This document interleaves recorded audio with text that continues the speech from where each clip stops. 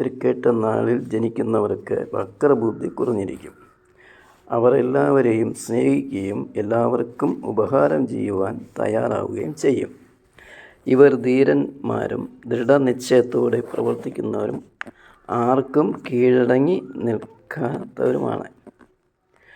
കാര്യങ്ങൾ കൈകാര്യം ചെയ്യാൻ നല്ല സാമർഥ്യം ഉണ്ടാകും. അല്പം അഹങ്കാരത്തോടു കൂടി സംസാരിക്കും എങ്കിലും കൂടുതൽ കഴിവുള്ളവരോട് ഇടപെടുമ്പോൾ വിനയവും മര്യാദയും പ്രകടിപ്പിക്കും.